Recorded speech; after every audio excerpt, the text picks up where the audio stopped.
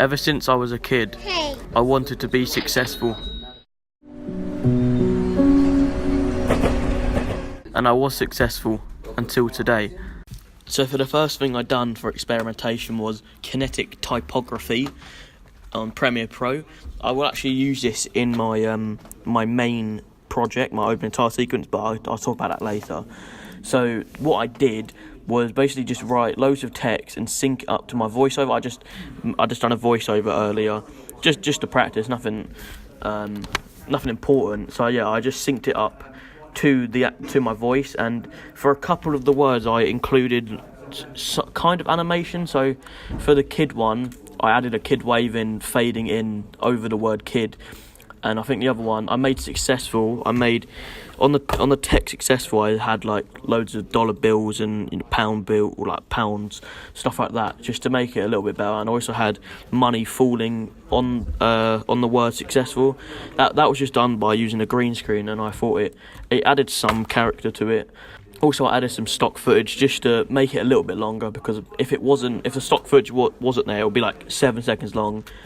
So yeah, I just synced it up to my voice. It was only 10 seconds long altogether, but I also changed the colour for like, I think one word or two, just to add again some detail. And what I could do better next time is, I'll be honest, it did take quite long, and I think if I just focus hard, like, no break, just do it, I could probably do it within 20-30 minutes, but this one took me probably about an hour to do. The video I used was by Premiere Gal on how to animate text and graphics and music, in brackets kinetic typography Premiere Pro tutorial, and it was actually a really good video. It was really basic, really easy to follow.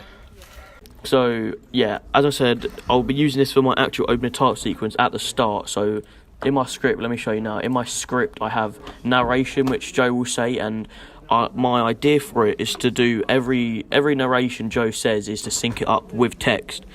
So the second thing I done for my experimentation was to learn a bit more about camera shots, because I've been heavily focusing on editing for like everything on the past projects. First of all, I'll talk about the tracking shot. So the video I used for the tracking shot was called How to Shoot Better Tracking Shots, and it basically just it was a 5-minute video just going through examples of tracking shots and tips and tricks to how to do it better. So I'll show you my example now. When I was a kid, I wanted to be successful. Then I was, until today.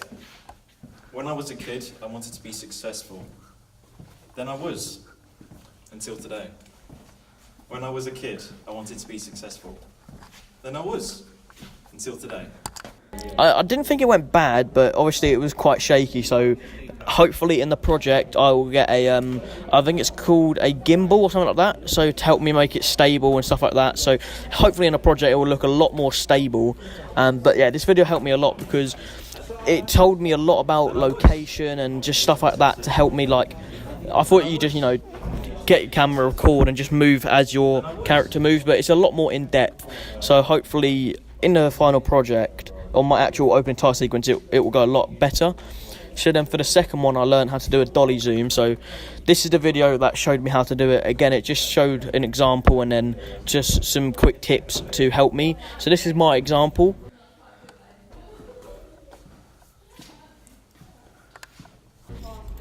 Now, obviously, that didn't go greatly. I found out I actually messed up on it. So I should have zoomed out while walking in instead of I zoomed out while walking out, if that makes sense. So I need to do inverted. So I done that wrong. So I now know next time to zoom out rather than zoom in.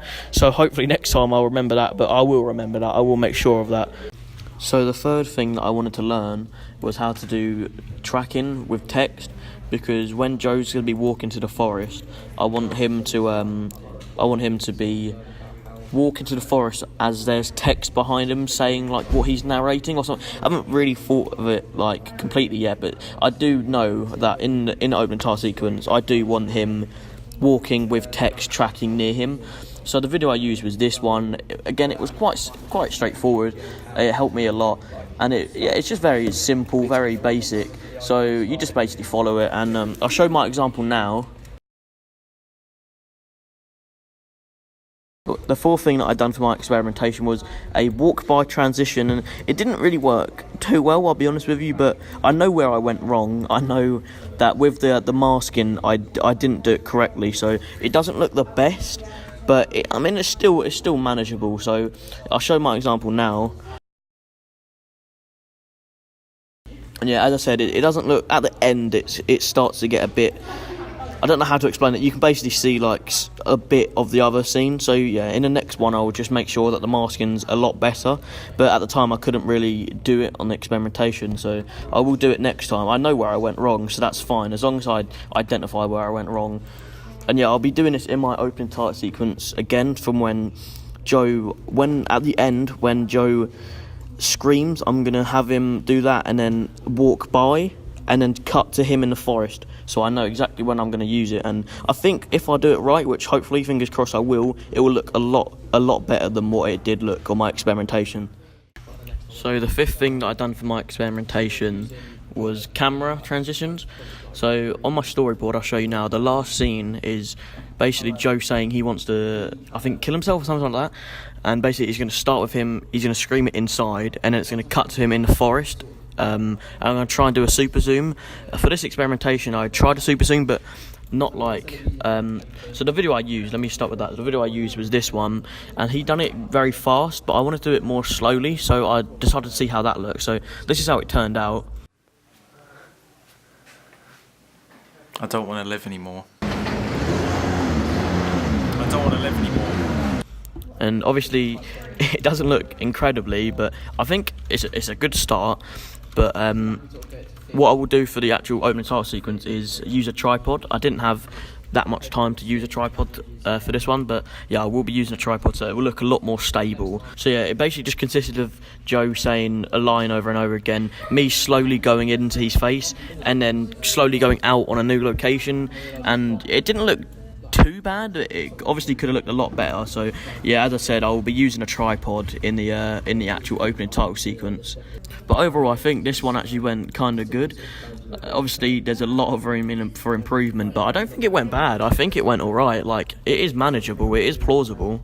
So the next thing I've done for experimentation was I wanted to focus on transitions, because I've looked at editing effects and I've looked at camera techniques, haven't really done any transitions, and I want to include transitions in my opening title sequence. So the main one I looked at was this video here, and it was number 4, which was flickering strobe transition. It was actually very easy to follow, and I'll show you now. All you have to do is basically put a strobe, I think it's called a strobe lighting effect, something like that. Let me just show you what it is. So the thing is called a strobe light, and I basically just put blend with original to 100, and keyframed it, and the next frame I put it to 0, so it kept flickering from 100 to 0 within like 1 to 2 seconds or something like that. And this is the final outcome.